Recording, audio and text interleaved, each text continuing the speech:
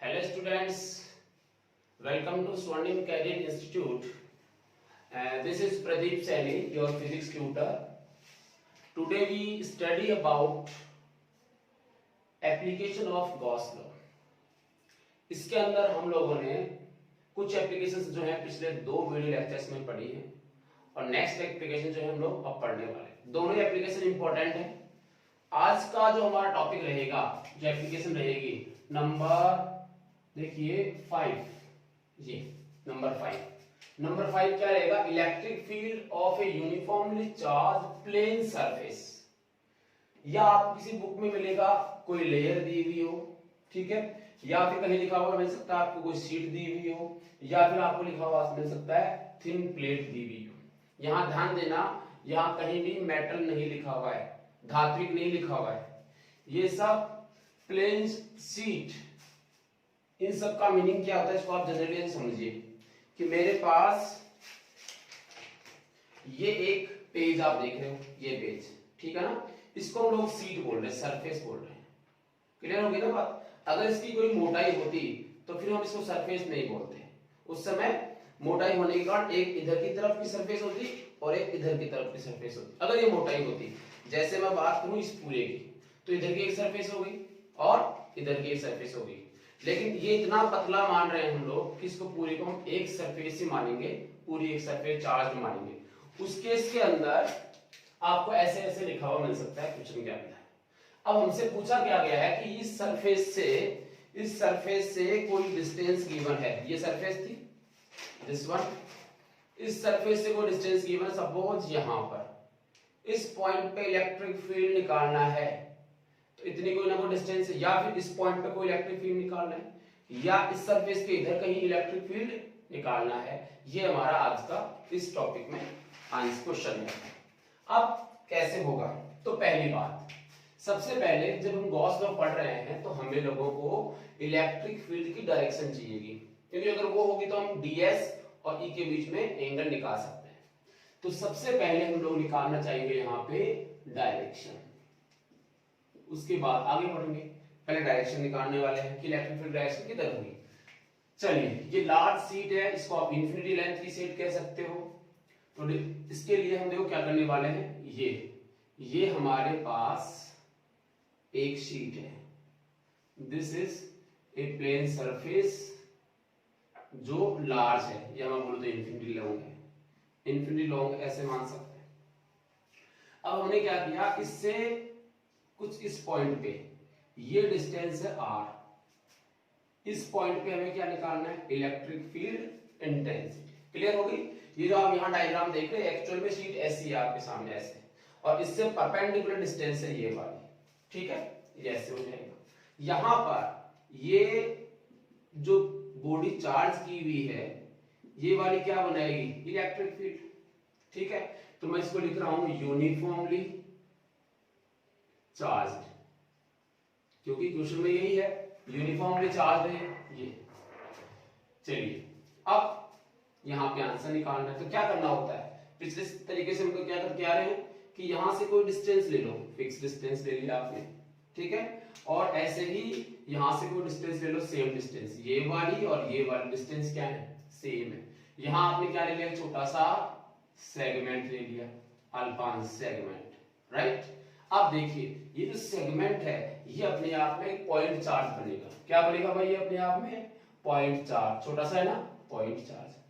Point charge का मतलब जैसे ये प्लस का क्यू है, पॉइंट चार्ज है, तो पॉइंट चार्ज से इलेक्ट्रिक फील्ड किधर होता है, रेडियली आउटवर्ड, त्रिज्यीय बाहर की तरफ।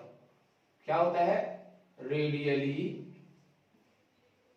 आउटवर्ड, इसको बोलते हैं त्रिज्यीय रूप से बाहर की तरफ। तो ये पहले तो हमारे पास पूरी शीट थी, इसलिए हम नहीं जान पा रहे थे कि इस पॉइंट पे इलेक्ट्रिक फील्ड डायरेक्शन किधर होगी। बट इस इतने से छोटे से अल्पांश के लिए, जिसको हम क्या मान सकते हैं, पॉइंट चार्ज मान सकते हैं, तो पॉइंट चार्ज अगर कंसेप्ट लगाएंगे तो इससे बाहर की तरफ, दिस वन, इस पॉइंट पे इस इतने से सेगमेंट के कारण इलेक्ट्रिक फील्ड जो है बाहर की तरफ होगा, लाइक दिस। अच्छा, अगर ऐसा होगा तो सोचो यहां कहीं होता, यहाँ होता तो इसके कारण भी इलेक्ट्रिक फील्ड यहाँ क्या होता, बाहर की तरफ होता। जितनी डिस्टेंस ये है उतनी डिस्टेंस ये है। तो अगर यहाँ पर इसके कारण 5 का इलेक्ट्रिक फील्ड जनरेट होता तो इसके कारण कितना होता, 5 का इलेक्ट्रिक फील्ड जनरेट होता। तो अगर ये डी है तो ये भी कितना होगा, डीई होगा। क्लियर। आप सोचिए suppose this angle is theta, this is again theta, तो ये भी क्या होंगे, दोनों थीटा होंगे। तो इस डी के दो कंपोनेंट बना लीजिए, डी के क्या बना लीजिए, दो कंपोनेंट बना लीजिए। एक कंपोनेंट बनेगा डीई cos थीटा इस वाले का, और इसका क्या बनेगा डीई sin थीटा। इसका ये क्या बनेगा डीई sin थीटा, और इसका ये क्या बनेगा डीई cos थीटा। राइट। अब सोचिए अगर ये अल्पांश यहां न होके यहां होता तो इसके सामने भी तो होता एक, ठीक है, उससे फिर से दो लाइनें बनती और उनके फिर से क्या करते हैं, कंपोनेंट्स बनाते। तो सब में जितने भी इसके अंदर ऐसे छोटे छोटे जो है सेगमेंट बनते, उन सब में डीई साइन अल्फा और डीई साइन अल्फा कैंसिल हो जाते हैं, क्योंकि इसकी डायरेक्शन ये है और इस डीई साइन अल्फा की या साइन की डायरेक्शन नीचे की तरफ है। इधर भी डी लिखा हुआ है, इधर भी डी। इसका मतलब हुआ कि मैग्नीट्यूड डीई साइन थीटा जो है आपका वो क्या हो जाएगा, कैंसल टू ईच अदर। कारण क्या है उसका, because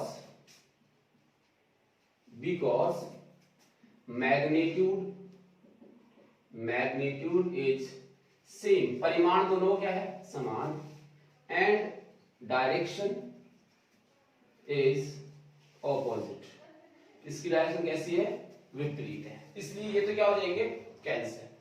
but d E cos theta दोनों क्या है, डीई cos थीटा जो है वो क्या हो जाएंगे, ऐड हो जाएंगे। व्हाई, बिकॉज डायरेक्शन क्या हो गई सेम हो गई।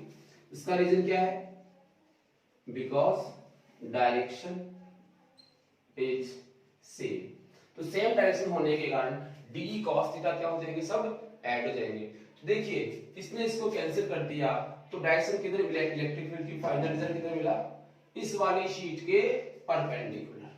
ठीक है। सो रिजल्टेंट डायरेक्शन किधर मिली, देखिए तो आप लिखोगे परपेंडिकुलर लंबवत to the surface, perpendicular to the surface, यानी ये जो सरफेस है इसके जस्ट परपेंडिकुलर, या तो इधर होगी या फिर इधर होगी।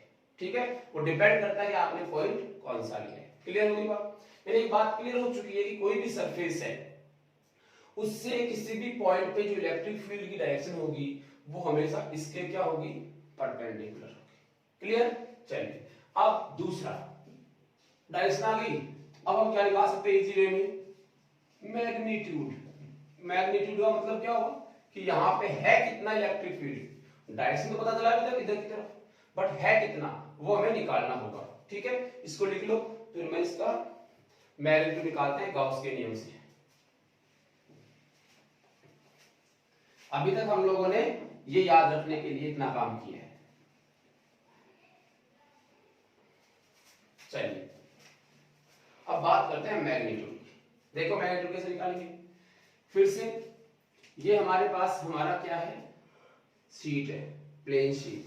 कैसी है, यूनिफॉर्मली चार्ज्ड, ये यूनिफॉर्मली चार्ज है।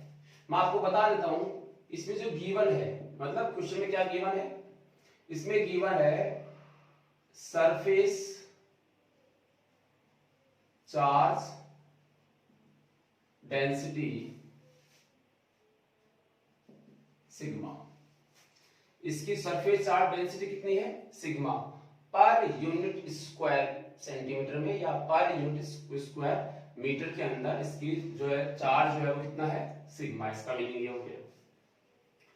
अब हमसे क्वेश्चन किया गया है कि ये कोई पॉइंट था, इस पॉइंट P पे इलेक्ट्रिक फील्ड निकालना है, क्या करें। क्या कहता है एप्लीकेशन, गाउस का नियम क्या कहता है आपको, कि आपको एक गाउसियन पृष्ठ की कल्पना करनी होगी, गाउसियन पृष्ठ, गॉसियन सरफेस बनानी होगी। वो सरफेस ऐसी होनी चाहिए जिससे E और DS के बीच का एंगल कोई फिक्स वैल्यू मिले, या तो 0 मिले या 180 मिले या फिर 90 मिले, ऐसा कोई एंगल मिलना चाहिए जिससे हम डॉट प्रोडक्ट को इजी वे में सॉल्व कर सकें। अगर मैं इस सरफेस को क्यूब के अंदर बंद कर दूं तो ऐसा पॉसिबल नहीं होगा। अगर इस सरफेस को मैं किसी स्फीयर में बंद कर दूं तो भी पॉसिबल नहीं होगा। तो मैं आपको बता देता हूं इसके लिए क्या कंसीडर करना होता है। सपोज एक सिलेंडर बना लीजिए, यहाँ पे ये जो सिलेंडर बना रहा हूं, ध्यान देना, ये सिलेंडर क्या करेगा, ये जो पूरा सरफेस है, जैसे एक पाइप है हमारे पास, ये एक पाइप है, होलो पाइप, और यहाँ पर एक सरफेस है। इस होलो पाइप को हमने इसके अंदर से लगाया, इसको आर पार कर दिया, ठीक है ना। तो अब क्या होगा, जहां पर ये इसको टच करेगा, वहां का जो एरिया है, उतना सा एरिया इसमें कट के अंदर आ जाएगा और पाइप आगे तक चला जाएगा। अब उससे क्या होगा, उससे देखिए, उससे ये कुछ ऐसे बनने वाला है, दिस वन, राइट। तो ये आपको कुछ ऐसा मिला, इसके आर पार हो गया। इससे फायदा क्या हुआ, इससे ये फायदा हुआ कि हमारा जो गॉस का नियम है वो फुलफिल हो जाएगा। क्यों? क्योंकि गॉस के नियम में हम लोग ऐसे लिखते हैं, integration E dot ds is equal to Q enclosed upon epsilon naught. हम वो चार्ज लेते हैं जो गॉसियन सरफेस के अंदर होता है।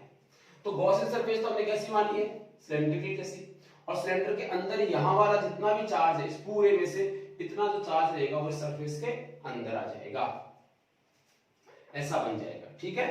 अब क्या करें, और देखो इन दोनों के बीच का एंगल मिल जाएगा। तो अब क्या करने वाले, देखिए इसके यहाँ पे इलेक्ट्रिक फील्ड की डायरेक्शन तो भी हमने निकाली थी, कैसी आई थी, सरफेस से परपेंडिकुलर। अगर मैं यहाँ कहता तब भी क्या होता, सरफेस से परपेंडिकुलर। अच्छा भाई, कोई पूछे यहाँ बताइए, तो यहाँ भी क्या है, परपेंडिकुलर।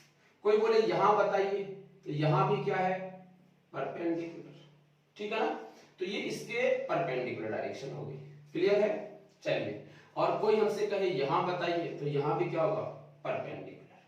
तो अब देखो, यहाँ छोटा सा क्या ले लो, सेगमेंट ले लो, उसका एरिया वेक्टर कितना बन जाएगा, ds। थीटा कितना होगा इन दोनों के बीच में, 0, क्लियर। यहाँ देखिए इसका एरिया वेक्टर कितना मान लोगे, ds, छोटा सा ds ले लिया, और यहाँ थीटा कितना हो जाएगा, 0।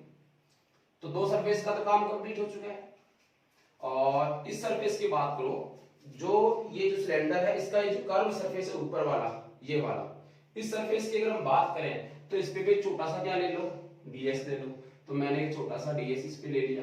ds इसके क्या होता है, perpendicular, but electric field direction कैसे है, इस वाली डायरेक्शन में। तो यहाँ थीटा कितना होगा, 90। तो सब जगह पे हमें थीटा की वैल्यू कैसी मिल रही है, कोई फिक्स वैल्यू मिल रही है जिससे हम इस डॉट प्रोडक्ट को सॉल्व कर सकें। चलिए आगे चलते हैं, तो सॉल्व कर लेते हैं। हमने क्या किया, apply Gauss theorem, this one. इसको सॉल्व करेंगे क्या लिखेंगे, EDS cos, तीन टाइप के आपको एंगल मिल रहे हैं, एक एक को नंबर ले लीजिए। Suppose this is S1 surface, ये वाली, दिस इज S2 सरफेस, और this is complete curve surface is S3 surface. तो इसको तीन बार में सॉल्व करना पड़ेगा। S1 सरफेस के लिए, उसके लिए एंगल कितना दिया हुआ है, 0, क्लॉज इंटरवल, प्लस इसमें क्लॉज लगाने नहीं है क्योंकि अलग अलग इंटरवल हो गया। अब लिखोगे आप क्या, EDS cos 0 किसके लिए, S2 के लिए, प्लस EDS किसके लिए, S3 के लिए, cos 90 S3। This is equals to Q enclose upon epsilon naught, right. अब देखिए cos 0 की वैल्यू कितनी होती है, 1। E कैसा है, कांस्टेंट, इंटीग्रेशन भी क्या है, ds, कौन से वाले सरफेस के लिए, 1 के लिए, plus E integration ds S2 plus के लिए, प्लस 0, और this is equal to Q। अब देखो इसको देखो, Q एनक्लोज क्या मानते हैं, Q एनक्लोज मानते हैं इस सिलेंडर के अंदर कितना चार्ज है, सोचो सरफेस पे चार्ज डेंसिटी कितनी दी हुई है, सिग्मा, बट सिलेंडर के अंदर कितना है, ये चीज है हमारे सामने चार्ज की। तो सिलेंडर के अंदर देखिए, मान लो सिग्मा का फॉर्मूला क्या होता है, sigma charge Q is equal to sigma into ds, ये हमारा चार्ज का फॉर्मूला होता है, Q into sigma, Q is equal to sigma into ds। तो यहां पे आएगा sigma into ds, sigma into ds। अगर मैं ds लेता हूं तो, और देखिए अगर मैं इस पूरे को एस सरफेस ले लूं, कितना ले लूं? S surface. इस पूरे को कितना ले लूं? S surface. और ये कितनी? S surface. हमें भी पता है कि सिलेंडर के अंदर टोटल जो है वो कितना है? ये भी एस है, ये भी एस है और ये भी एस है, तो तीनों बराबर ही। तो मैंने क्या किया, इसको यहां लिखा सिग्मा इंटू एस। तो Q, ये Q क्या है? Q enclosed. इस इतने से हिस्से में जो चार्ज है उसको लिखते हैं 1 सेंटीमीटर में कितना है, 1 सेंटीमीटर स्क्वायर में कितना है, तो S में कितना होगा, इससे मल्टीप्लाई कर देंगे। तो यहां देखिए क्या आएगा, E into this is what, S, ds का क्या हो जाएगा, S, प्लस E इंटू इसका भी कितना हो जाएगा, S, this is equal to sigma into ds। इसको मैं क्या लिख रहा हूँ, सिग्मा इंटू S तो लिख रहा हूँ। अपॉन में क्या था, epsilon naught, sigma S upon epsilon naught. ये क्या आया, 2es is equal to sigma S upon epsilon naught. S से S कैंसिल हो गया और E is equal to sigma upon 2 epsilon naught. Very good answer. आज के बाद इसको याद कर लीजिए, कोई सरफेस है, उस सरफेस के कारण किसी भी डिस्टेंस पे, ये कितने डिस्टेंस है देखिए r, ठीक है, बेलन की लेंथ कितनी होगी, 2r, right. So E is equal to sigma upon 2 epsilon naught इसका आंसर होता है। अब इसको वेक्टर फॉर्म में देखिए, वेक्टर फॉर्म देखिए, इसकी वेक्टर फॉर्म हो जाएगी E vector is equal to sigma upon 2 epsilon naught into n cap. n cap क्या बताएगा, यूनिट वेक्टर। n कैप क्या है यहाँ पे, यूनिट वेक्टर, जो क्या शो करता है, इस इलेक्ट्रिक फील्ड की डायरेक्शन को शो करता है, ठीक है। तो ये तो क्या है, अगर ये प्लस का है तो इसको लिखूंगा मैं आउटवर्ड, क्या बोलूंगा, आउटवर्ड। और अगर ये माइनस से चार्ज होती तो यहां क्या आता, माइनस के एंकर, ये क्या आती, इनवर्ड। मतलब ये होता, ये प्लस की जगह अगर माइनस होता तो इलेक्ट्रिक फील्ड डायरेक्शन इस पॉइंट की तरफ होती, इस तरफ होती, परपेंडिकुलर ही, लेकिन होती किस तरफ, इस तरफ। यहां किधर होती, इस तरफ, ठीक है। तो किसी भी, इसको आप इंसुलेटेड भी बोल सकते हो, किसी कुचालक परत के कारण भी यही आंसर होता है, ठीक है। तो सिग्मा अपॉन 2 एप्सिलॉन नॉट। अब इसमें ध्यान देने वाली बात सोचिए आप, क्या है, सिग्मा क्या है, कांस्टेंट वैल्यू, एप्सिलॉन नॉट भी क्या है, कांस्टेंट वैल्यू। तो यहां तो कोई r आया ही नहीं, यहां तो r था, बट यहां आंसर में कोई r नहीं आया। इसका मतलब ये हुआ कि ये अगर सरफेस है तो इसके इस पॉइंट पे कितना आंसर होगा, सिग्मा अपॉन 2 एप्सिलॉन नॉट। इस पॉइंट पे सिग्मा अपॉन 2 एप्सिलॉन नॉट, इस पॉइंट पे सिग्मा अपॉन 2 एप्सिलॉन नॉट। क्यों? क्योंकि r पे डिपेंड ही नहीं करता, ये r पे डिपेंड नहीं करता है। तो r पे अगर डिपेंड नहीं करता है तो सोचो हमसे ग्राफ पूछ ले, किसका, इलेक्ट्रिक फील्ड का, किसके साथ में, r के साथ में, तो कांस्टेंट वैल्यू आएगी, सिग्मा अपॉन 2 एप्सिलॉन नॉट ही आएगा, चाहे r की वैल्यू कितनी भी हो, क्योंकि r पे डिपेंड नहीं करता। ये लो, और इसको यहां लिख दो सिग्मा अपॉन 2 एप्सिलॉन नॉट, ये वो वाली वैल्यू है, r कितनी भी हो, इसका आंसर यही आने वाला है। क्लियर हो गई बात, ठीक है ना। चलिए, ये तो हो गई electric field uniformly charge surface के लिए। अब हम मेटालिक प्लेट लेंगे, धात्विक प्लेट, इसको आप लिख लीजिए फटाफट। तो नंबर 6 एप्लीकेशन हम ले गए हैं, electric field of large metallic plate. यहीं पर आपको ध्यान देना है, यहीं पे बच्चे कंफ्यूज होता है, सर मैं सिग्मा अपॉन 2 एप्सिलॉन नॉट लूं या फिर सिग्मा अपॉन एप्सिलॉन नॉट लूं। अभी आंसर आने वाला है सिग्मा अपॉन एप्सिलॉन नॉट। इसका आंसर आएगा सिग्मा अपॉन एप्सिलॉन नॉट। और उसमें क्या आया था, अभी आपने तो निकाला, उसमें इसमें कंफ्यूजन रहता है, इस कंफ्यूजन को भी दूर कर लो। इससे पहले जो मैंने लिखा वो किसी कुचालक प्लेट के लिए हो सकता है, कोई भी सिंगल सरफेस मान सकते हो, सिंगल सरफेस इसमें भी बनेगी, या कोई क्वेश्चन में कहा जाएगा ये सिंगल सरफेस है, उसके आंसर आता है sigma upon 2 epsilon not. But अगर इसे किसी क्वेश्चन में लिखा हुआ है धात्विक सरफेस, धात्विक यानी मेटालिक प्लेट हो, प्लेट ना लिखे क्या लिखे, मेटालिक प्लेट, उस वाले केस में केस थोड़ा सा चेंज हो जाता है। कैसे भाई, तो इधर ध्यान दो, तो मत, इधर ध्यान दो, देखो सपोज ये प्लेट है अपने घर पे, कोई भी प्लेट होती है अपने घर पे, मेटालिक प्लेट होती है, एल्युमिनियम की हो या लोहे की हो, किसी की भी ऐसी प्लेट है, ये चार्ज की हुई है, क्या की हुई है, चार्ज, इसकी कोई ना कोई मोटाई है, और ये बहुत पतली होती है, तब भी आप ये मान के चलते कि इसकी कोई मोटाई है, क्योंकि ये मेटालिक प्लेट है। क्यों भाई, उसका रीजन सुनो। हमने सुना है, हमने ये पढ़ा है कि जब हम इसको चार्ज करते हैं तो पूरा का पूरा चार्ज रिपल्सन फोर्स के कारण कहां चला जाता है, बाहर वाली सरफेस पे। कहां चला जाता है, बाहर वाली सरफेस पे। यानी इसको अगर चार्ज दिया जाएगा तो वो सारा चार्ज पूरा कहां होगा, इधर और इधर, ठीक है। तो उस वाले केस के अंदर आपके पास इधर भी चार्ज होने वाला है और इधर भी चार्ज होने वाला है, तो दो परत हो गई ना। सोचो कितनी परत हो गई, दो परत हो गई, एक इधर हो गई और एक इधर हो गई, और बीच में जो एरिया है वो खाली है, क्योंकि वहां तो चार्ज है ही नहीं। पूरा का पूरा चार्ज कहां चला गया, सरफेस पे चला गया। समझ आया। तो अगर ऐसा होगा तो अगर इस पॉइंट पे इलेक्ट्रिक फील्ड निकालना हो तो हमारा आंसर क्या आएगा, वैसे मैं बता चुका कितना आएगा, sigma upon epsilon not. But Gauss के नियम से कैसा होगा उसको समझते हैं। देखो इसके लिए आप क्या करने वाले हो, ध्यान दें। सबसे पहले डायरेक्शन, तो डायरेक्शन तो वही काम है जो आपने पहले लिखा है, मैं नहीं निकाल रहा हूं। मैं इसका क्या निकाल रहा हूं, मैग्नीट्यूड। क्या निकाल रहा हूं, इसका मैग्नीट्यूड। अब ध्यान दो, ये मेरे पास एक प्लेट, वैसा लार्ज प्लेट है, ध्यान रखना, लार्ज प्लेट, बट इसकी मोटाई दिखनी चाहिए ना, तो मोटाई इसकी दिखाता हूं आपको।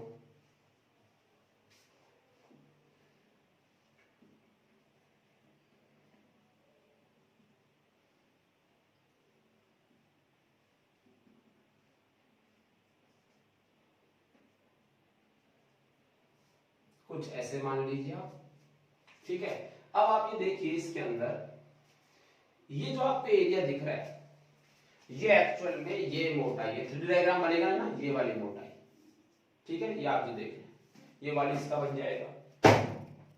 तो अब क्या करें, समझ गए। ये बुक यहाँ पे ऐसे रखी हुई है, इसकी दो सरफेस, दोनों ही चार्ज है, तो ये इसका मतलब हुआ, ये भी कैसी मान रहे हैं हम लोग, यूनिफॉर्मली चार्ज। यूनिफॉर्मली चार्ज में लिखा, तो ये है यूनिफॉर्मली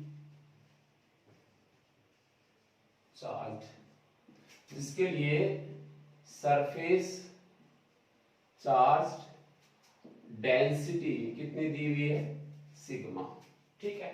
अगर ये प्लस है तो सोचो इसके जो पीछे वाली होगी, इसके जो पीछे वाली सरफेस होगी वो भी कैसी है, प्लस चार्ज ही है, ठीक है ना। उसको अगर मैं बनाना चाहूं तो यहां बना सकता हूं कुछ ऐसे, इसके पीछे वाली सरफेस जो भी कैसी है, प्लस चार्ज है, ठीक है।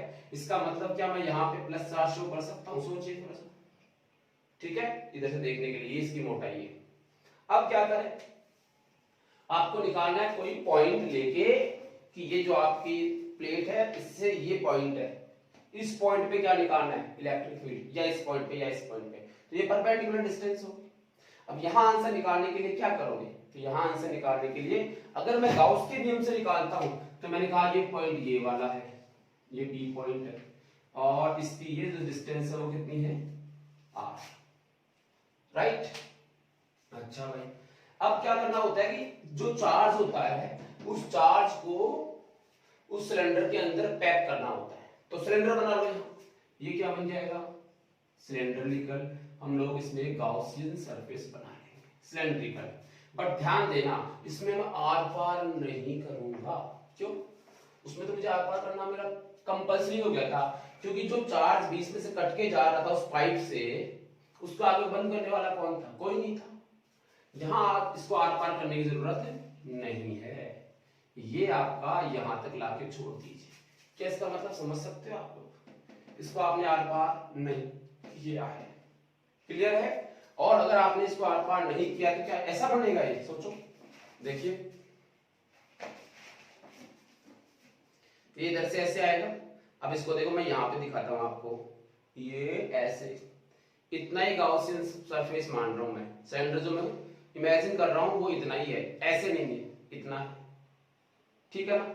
तो इतना है तो इस मोटाई पे वो दिखना चाहिए, इसलिए मैंने इसको यहां दिखा दिया है, ठीक है ना। और इसकी डिस्टेंस कितनी है टोटल, ये आर ही है, आप इसको समझ सकते हैं। यहां से लेके यहां तक आर है, यहां से लेके यहां तक भी आर है, ये दोनों सेम ही तो है अगर आप थोड़ा सा इमेजिन कर पाओ तो, ठीक है।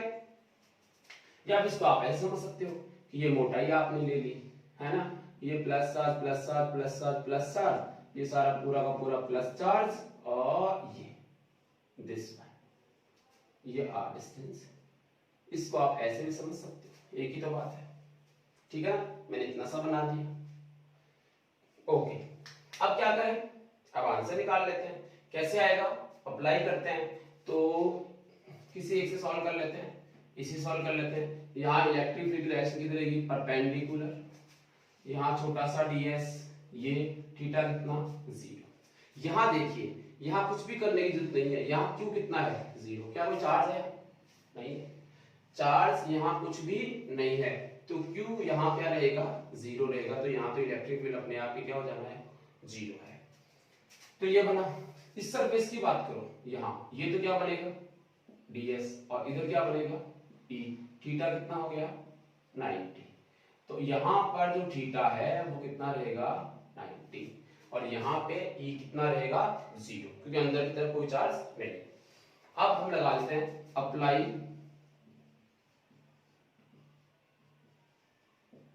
Gauss theorem.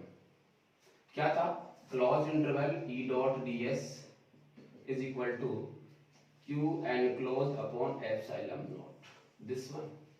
तो आप इसको सॉल्व करेंगे, कितने टाइप डिवाइड कर लो, S1 S2 और S3 पार्ट्स के अंदर, वही लिखोगे E ds। पहले S1 के लिए बात कर लो, cos कितना आ जाएगा 0, प्लस ये देखिए E ds cos theta S2 के लिए, plus integration E ds cos 90 किसके लिए, S3 के लिए, is equal to Q enclosed upon epsilon. बड़ा सिंपल सा है।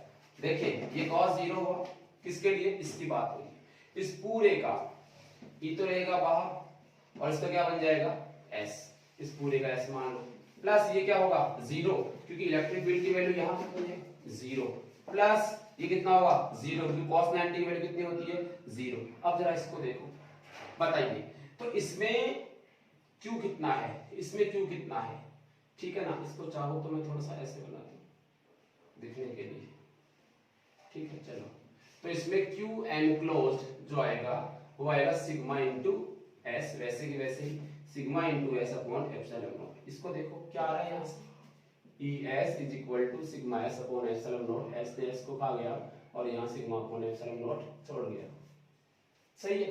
तो यहाँ आया सिग्मा अपॉन एप्सिलॉन नॉट, जबकि उसमें कितना आ रहा था सिग्मा अपॉन 2 एप्सिलॉन नॉट। यानी ये जो मेटालिक प्लेट होती है उसके कारण जो इलेक्ट्रिक फील्ड मिलता है वो इंसुलेटर वाली जो प्लेट होती है जिसमें सिंगल सीट होती है उससे जस्ट डबल होता है। देखो ये इसका आधा हो गया, हाफ लगा हुआ है, इसमें क्या है सिग्मा अपॉन एप्सिलॉन नॉट। तो ये ज्यादा हुआ, ये क्या हुआ कम हुआ, ठीक है ना।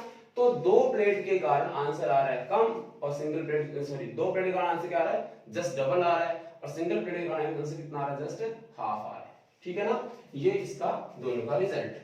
तो इसको अगर आप वेक्टर फॉर्म में लिखते हो तो आएगा sigma upon epsilon naught N cap, अगर पॉजिटिवली चार्ज है, या फिर sigma upon epsilon naught minus N cap अगर नेगेटिवली चार्ज है।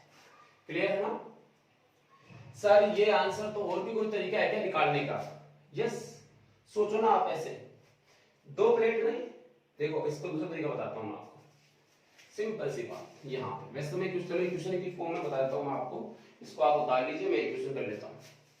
ये का ये आंसर फटाफट में आएगा, देखो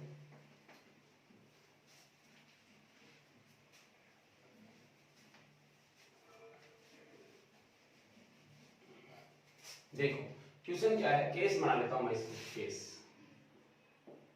मान लो तुम्हें ऐसे दिया हुआ है, ये एक प्लेट है, ये दूसरी प्लेट है, इसका नाम A है, इसका नाम B प्लेट है।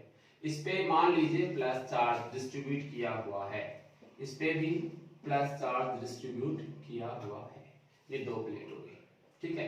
एक का नाम P है, एक का नाम Q है, ठीक है। यहाँ पे मान लीजिए प्लस सिग्मा, यहाँ भी प्लस सिग्मा। इसका मतलब क्या होगा कि इस प्लेट पे सरफेस चार्ज डेंसिटी कितनी है सिग्मा, और इस पे कितनी है सिग्मा। क्वेश्चन ये है, ये पॉइंट है A, ये पॉइंट है B, ये पॉइंट है C। आपसे पूछा गया है find E A point, find E B point and C point. A B C पे इलेक्ट्रिक फील्ड निकालिए। तो अगर आपने जो डेरिवेशंस किए उनके रिजल्ट्स पता है, उनका मीनिंग पता है, तो आपने ये आंसर कर लिया। कैसे? ध्यान दें, ए पॉइंट की बात करते हैं। ए पॉइंट पे देखिए, ये वाली सरफेस जो मेरा हाथ है, ये वाली सरफेस सिंगल सरफेस है। ये वाली सरफेस यहां पर क्या बनाएगी? एक फील्ड बनाएगी, ठीक है ना। वो कितना बनाएगी? परपेंडिकुलर बनाएगी। कितना बनाएगी? किधर बनाएगी? परपेंडिकुलर बनाएगी। तो देखो, इसने यहां एक फील्ड बनाया जिसको मैं नाम लिख रहा हूं ईपी। इसने यहां इलेक्ट्रिक फील्ड बनाया, उसका नाम क्या लिख रहा हूं मैं? ईपी। क्लियर? प्लस था इसलिए बाहर की तरफ बनाया। और ये ईपी। दूसरा ये देखो, ये भी तो प्लेट है, इससे भी कोई ना कोई डिस्टेंस है। तो यहां पर ये वाली प्लेट कितना बनाएगी? तो आंसर है ये बनाएगी ई, मान लीजिए कितना हुआ? क्यू। ये भी था, दोनों प्लेट्स ने जो है ईपी और ईक्यू बना लिए है। ठीक है, अब क्या करें? अब हम इसके अंदर आप देखें तो दोनों की डायरेक्शन क्या आ रही है? एक ही आ रही है।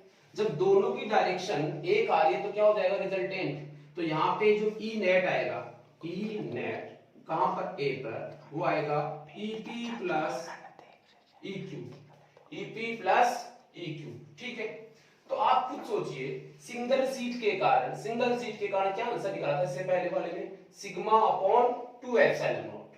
तो आप लिखोगे sigma upon 2 epsilon naught plus sigma upon 2 epsilon not. अभी तो मैंने लिखा सिंगल प्लेट हो गई तो, और सिंगल प्लेट का आंसर कितना निकला था? Sigma upon 2 epsilon naught. इसका कितना आएगा? Sigma upon 2 epsilon not. कितना आंसर आया? Sigma upon epsilon. तो खुद सोचो ना, इस वाले पॉइंट की बात करो, इस वाले पॉइंट पे ये वाली सीट इस तरफ ई क्यू, राइट। इस वाले पॉइंट पे इस वाली सीट के कारण भी इधर ही बनेगा, प्लस के कारण ई पी, दोनों ऐसे बनेंगे। तो यहां पर ई जो नेट आएगा कौन से पॉइंट पे? सी पे, वो भी क्या आएगा? E P plus E Q. This is equals to sigma upon 2 epsilon naught plus sigma upon 2 epsilon naught और सिग्मा अपॉन एप्सिलॉन नॉट। देखो देखिए, यही आंसर आपने निकाला था जब भी किसी मेटालिक प्लेट के कारण जो आपने आंसर निकाला था वो क्या आया था? Sigma upon epsilon not. यानी पहले वाले रिजल्ट को काम में लेके भी आंसर निकाला जा सकता है, क्योंकि ये अपने आप में दो हैं, इसको आप मेटालिक प्लेट मान सकते हो, क्योंकि उसमें भी ऐसा ही कंडीशन बनती है, दो चीजें बन जाती है, एक इधर और एक इधर। तो हम लोग सिंगल मान के आंसर निकाला, सिग्मा अपॉन एप्सिलॉन नॉट आता है। इस पॉइंट पे बताओ जरा, सोचो, इस पॉइंट पे ये वाली शीट इस पॉइंट पे परपेंडिकुलर इधर प्लस के कारण, इसको लिख रहा हूं मैं ईपी, जिसकी डायरेक्शन ये वाली शीट इस पॉइंट पे परपेंडिकुलर इधर क्या? E Q, right. अब हमें पता है कि ईपी और ईक्यू दोनों का मैग्नीट्यूड कितना होता है? सिग्मा अपॉन 2 एप्सिलॉन नॉट, और दोनों डायरेक्शन क्या है? अपोजिट। तो आंसर क्या आया? 0। तो हमने कहा ई नेट किस पॉइंट पे? बी पॉइंट पे कितना रहेगा? 0। इसलिए आपने आज के बाद इसको याद ही कर लिया, this is and this is. ये दो इधर कितना? सिग्मा अपॉन 2 एप्सिलॉन नॉट, इधर भी कितना? Sigma upon epsilon not. अगर दोनों सेम चार्ज हैं तब, और बीच में कितना आया? 0। तो दो प्लेट के बीच में इलेक्ट्रिक फील्ड कितना होता है? 0। ठीक है, अब इसी का दूसरा केस नंबर देखो, केस नंबर 2 सिंपली। अच्छा एक बात बताइए, अगर ये माइनस होता, ये भी क्या होता? माइनस होता, तो क्या ये रिजल्ट चेंज हो जाते? आंसर नहीं, केवल डायरेक्शन चेंज होती। क्योंकि ये अगर माइनस होता तो ईपी किधर होता? इस तरफ। ईक्यू भी किधर होता? इस तरफ। दोनों डायरेक्शन क्या होती? सेम ही होती। तो दोनों जुड़ते ही, जैसे ये जुड़े हुए वैसे दोनों भी क्या होते हैं? जुड़ते। बस डायरेक्शन क्या होती?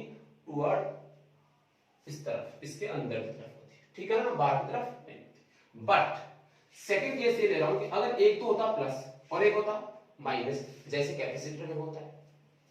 एक तो कैपेसिटर क्या होता है? दो प्लेटें होती है कैपेसिटर के अंदर, एक प्लस चार्ज होता है और एक पे माइनस चार्ज होता है। ऐसे दो प्लेटें होती है आपके पास, इसको बोला गया पी, इसको बोला गया क्यू। और देखिए ये क्या है? A B C. अब तीनों आंसर निकालने, फिर से तीनों आंसर निकालने हैं आपको। क्या आंसर आएगा सोचो। अब फटाफट बता रहा हूं, देखो इस पॉइंट ए की बात करो, पी वाला क्या करेगा? बाहर की तरफ, कितना, sigma upon 2 epsilon naught, right. Q वाला कितना करेगा, सिग्मा अपॉन 2 एप्सिलॉन नॉट, किधर, अंदर की तरफ, माइनस है ना, तो ये करें इधर, तो साइन क्या जाएगा माइनस, आंसर कितना होगा 0। तो यहां भी कितना आएगा, sigma upon 2 epsilon naught minus sigma upon 2 epsilon naught is equals to 0। तो इस पॉइंट पे, इस पॉइंट, दोनों पॉइंट पे क्या होगा, 0 इलेक्ट्रिक फील्ड होगा अगर ये कैपेसिटर है तो, ठीक है। बट सेंटर पे देखो, यहां सेंटर की बात करूं तो सेंटर पे ये प्लस वाला इस तरफ, प्लस वाला क्या होता है बाहर की तरफ, तो ये बनाएगा sigma upon 2 epsilon not single grade का, और ये माइनस वाला भी अपनी तरफ ही, डायरेक्शन तो इधर रहेगी ना माइनस के कारण अंदर की तरफ, तो फिर से क्या आएगा सिग्मा अपॉन 2 एप्सिलॉन नॉट। तो ये दोनों क्या हो जाएंगे, ऐड हो जाएंगे, और आंसर आएगा सिग्मा अपॉन एप्सिलॉन नॉट। तो दोनों क्वेश्चंस में आप अंतर देखिए, अंदर यहां पर कितना आ रहा था 0, इसमें अंदर कितना आ रहा है सिग्मा अपॉन एप्सिलॉन नॉट, जबकि सिग्मा अपॉन एप्सिलॉन नॉट इसमें कहां आ रहा था, बाहर। तो दोनों सेम होते तो कंडीशन क्या बनती है, और दोनों अपोजिट होते तो कंडीशन क्या बनती है, ठीक है ना। तो ये था आपका मेटालिक प्लेट का, ठीक है, और ये इसके दो क्वेश्चंस, क्लियर हो गई बात। तो इसको अभी नहीं फिनिश करते हैं, नेक्स्ट लेक्चर में कोई नई एप्लीकेशन या फिर आपको न्यूमेरिकल्स मिलने वाले हैं। Thank you.